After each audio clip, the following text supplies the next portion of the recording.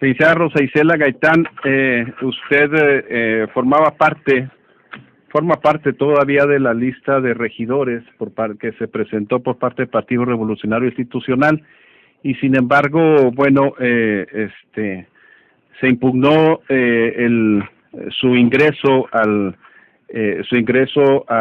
honorable ayuntamiento. ¿Nos puede explicar más o menos a grandes rasgos, cómo empezó esto y en qué situación jurídica va?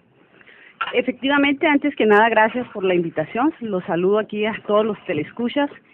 Y sí, estamos en un proceso en donde mi partido y tu servidora hemos impugnado la resolución del Tribunal Estatal Electoral y que consistió precisamente en la revocación de esa constancia de representación de asignación proporcional. Eso fue a partir de que el partido y yo decidimos impugnarla y el partido interpuso lo que es el recurso de revisión de inconstitucionalidad y tu servidora interpuso lo que es el juicio de protección de derechos políticos electorales. Bien, esto ahora está en la cancha de la Sala Regional Guadalajara y bueno, hay una jurisprudencia que establece, estaba leyendo un poco, que establece que quien aspira, bueno, en este caso muy concreto, están diciendo que usted todavía estaba ejerciendo atribuciones de mando como funcionaria y que estaba todavía trabajando del 12 de junio al 25 de julio, cuando la ley establece que debe de quedar hasta que se termine el proceso, y evidentemente hasta el 25 de julio no se había terminado. Mira, hay varias jurisprudencias, hay interpretaciones, también hay una jurisprudencia que dice que la temporalidad de la separación del cargo, el antes y el después, debe aplicarse de una manera racional, ¿sí? Es decir, no debe afectar los derechos fundamentales del ser humano, los derechos políticos electorales, y en eso precisa la interpretación de esa tesis que la hacen de manera expansiva y no de manera estricta, en mi caso. Mi situación es que yo vengo de un proceso electoral que estaba firme, que nadie me impugnó. Si recuerdas, se entregó la constancia de mayoría, de validez, y ningún partido político impugnó. Es decir, yo me reincorporo a una nueva contratación después de que se dan esas circunstancias.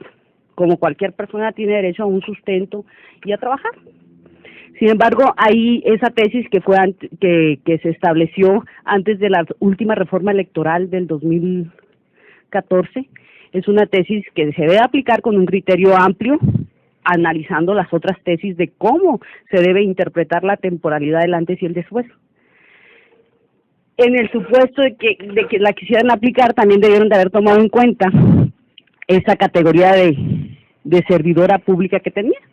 Además, uno de los principios básicos, maestro, relacionados de los derechos humanos que establece la Constitución General de la República es la progresividad, es decir, que no puede dar marcha atrás respecto de un derecho humano que se haya alcanzado, y lo que comentaba precisamente era un derecho adquirido. Ya es un derecho adquirido. Sí, y que no vengo yo vengo de una fórmula matemática que ya estaba establecida en la ley.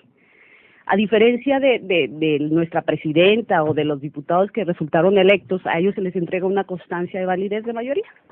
En este caso, usted formaba parte precisamente de la proporcionalidad que debería conforme los resultados electorales. Claro, es un beneficio que se le otorga al partido y por eso es que cuando nosotros nos inscribimos en tiempo y forma, pues yo presenté todos mis documentos en orden, me separé del cargo.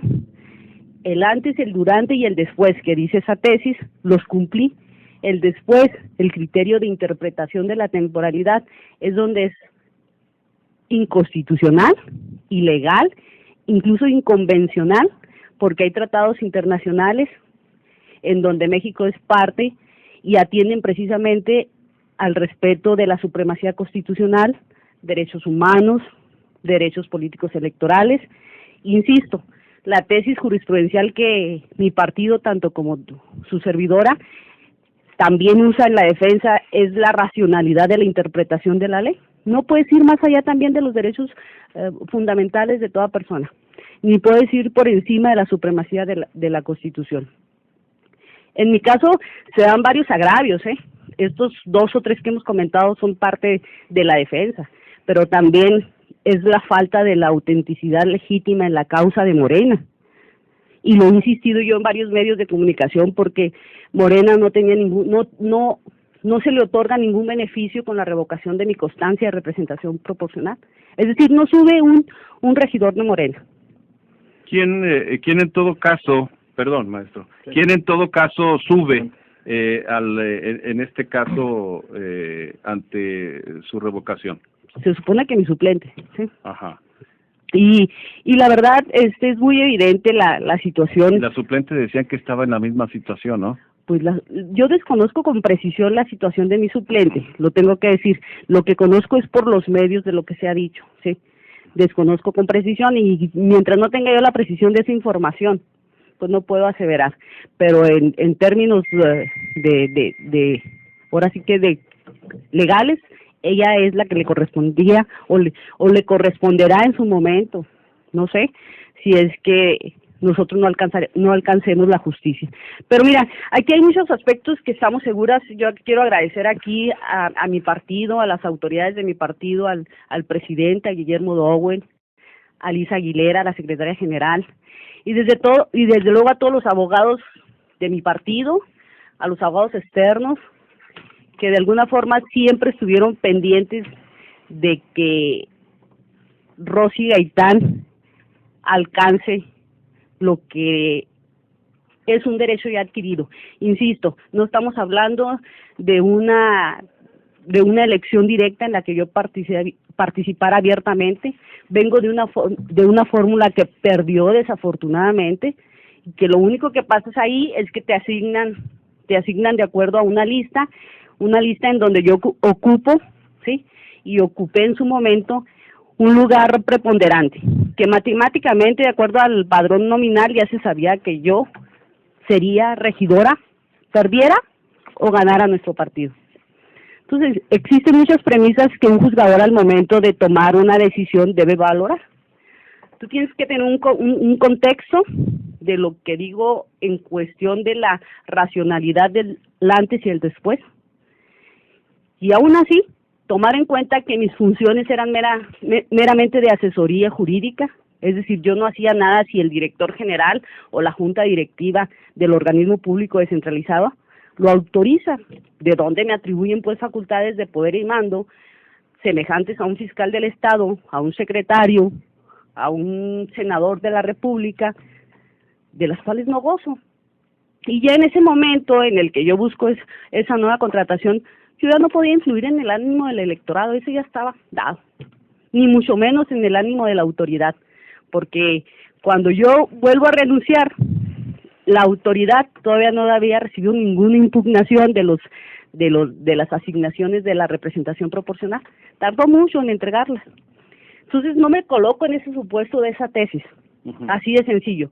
¿Por qué? Porque el después, si bien es cierto, durante el después yo tengo un trabajo para un sustento como cualquier persona, de una elección que ya está firme y que además vengo de un proceso de asignación. Que no fue impugnada y entregaron constancias y todo esto, ¿verdad? Sí, y luego el después, cuando ya se dan esas constancias de asignación, vuelvo a dejar de ser servidora pública. Y lo vuelvo a dejar porque yo ya sabía y el antecedente de este partido hacia mi persona pues era muy evidente. Ya me han sacado algunos temas, interpreto que ahorita no es mi momento porque yo los resultados que quiero lograr pues van a ser en los hechos a través de una resolución jurídica, ¿sí? Pero es evidente que este partido, no sé, con intereses de otras personas o propios o ajenos, que no me interesa entrar a detalle, insisto, ya me traía con un antecedente ahí de persecución.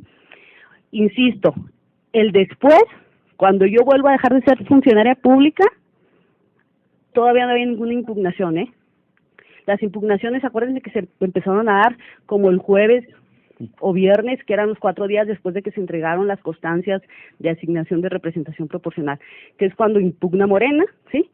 impugna mi partido también la decisión de los candidatos de la otorgación de los representantes de candidatos independientes. Sí, lleva un notario público y da constancia y da fe.